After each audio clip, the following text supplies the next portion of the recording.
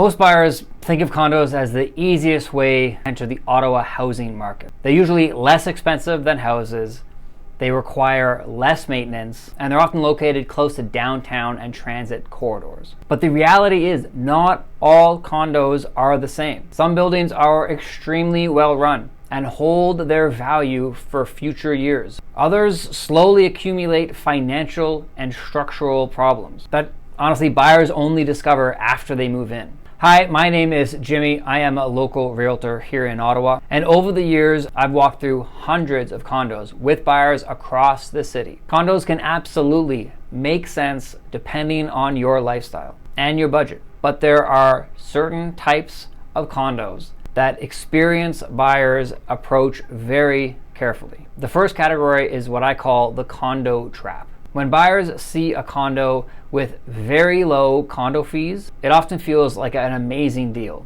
But usually low condo fees can sometimes be a warning sign. Every building has real ongoing expenses, whether it's insurance, utilities, clearing of common areas, elevator maintenance, roof work, window repair, window replacement, and other long-term repairs. If one building is charging $300 a month, that similar buildings nearby are charging $500 a month, it doesn't usually mean the building is magically more efficient.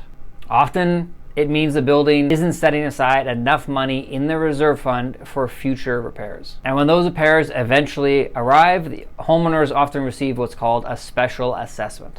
That's when the condo board sends out a letter saying that major repairs need to be done. Maybe it's balcony repairs, maybe it's waterproofing, maybe it's fixing the garage, replacing the elevator, and each owner needs to contribute their share. Those numbers can easily reach tens of thousands of dollars. And it's the reason why many sales don't go through when special assessments are found. Sellers often have to absorb the cost of the special assessment during the process of a sale because the buyer doesn't want to have to end up taking over a $10,000 assessment to replace a window in 5 months. It always surprises my clients, and I feel bad because it's hard to predict when special assessments come down the road. You have to hope that based on good reserve funds that you won't have to deal with one.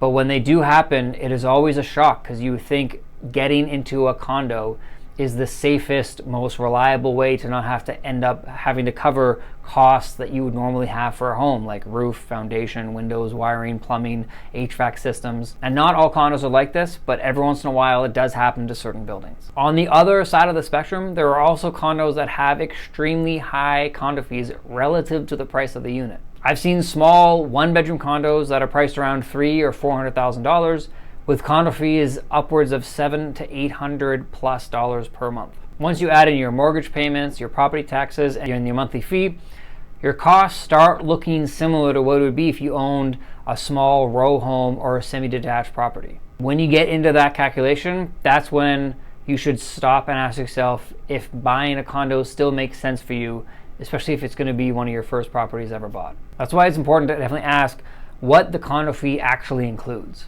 Most buildings will include your reserve fund, your building maintenance, and your insurance, but every once in a while they'll also include your water and your utilities, and sometimes that can actually indicate a healthier building. But you have to watch out for places that do include utilities in their monthly cost. I've seen some buildings where they stay around the same price point because the condo fees shot up to $1,200, $1,300, $1,400 per month, mainly because it was an older building.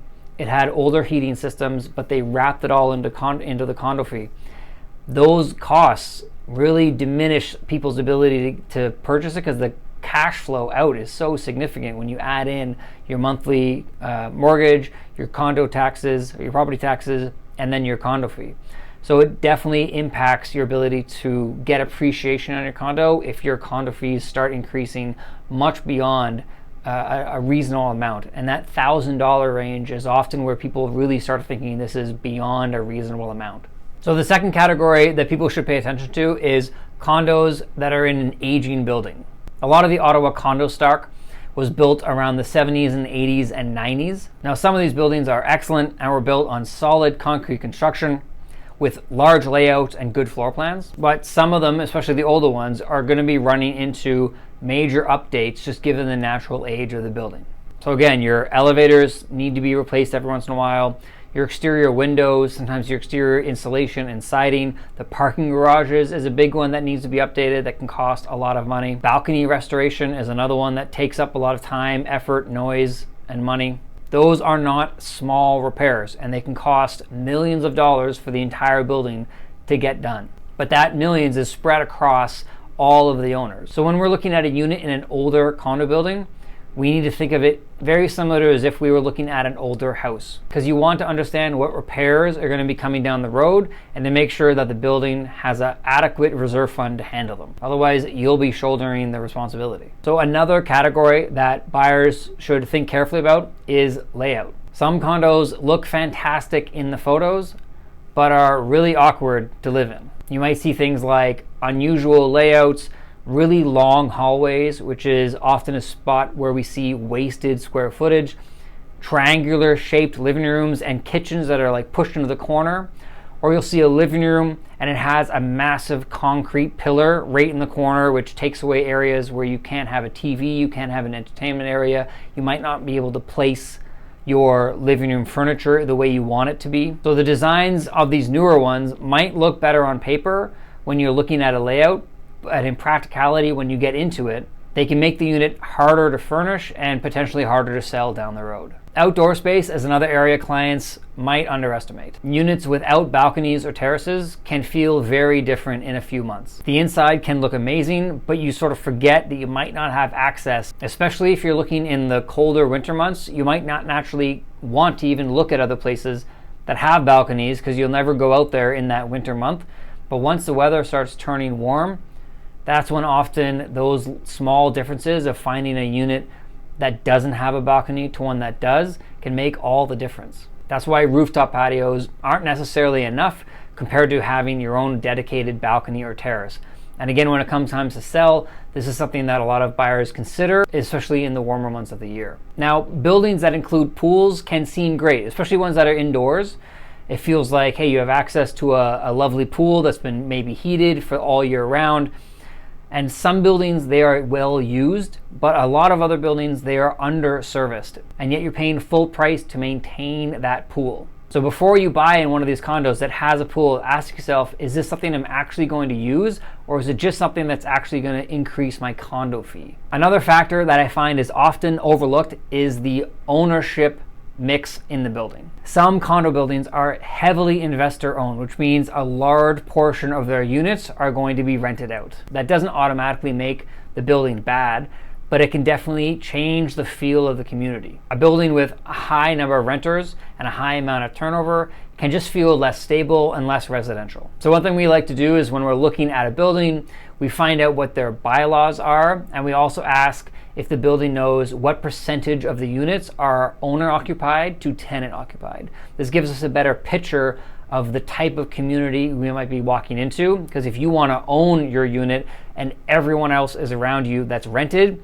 it might not be the building for you. And finally, even when buying a condo, location does matter. Buildings that are located near transit hubs or highways that are great for access, it can also lead to more consistent traffic noise. And it's possible that during our showing, if we're there during the day, we might not notice the noise of the traffic, the amount of cars or buses are coming through. So living there day to day, it can make it feel very different. The noise of the building, it can impact the resale value. And even clients who are able to decide, you know what, I don't mind the noise, and they move forward with purchasing it, often after a few years, that's when they start reconsidering and looking to move elsewhere. So when you're evaluating a unit in Ottawa, try to look past the finishes and look at the bigger picture. Things like the style and year of the building, the finances, the layout of the building, and the surrounding location. Condos can be absolutely a smart investment if you find the right building and the right unit. But the difference between a good building and, like, let's say a problematic building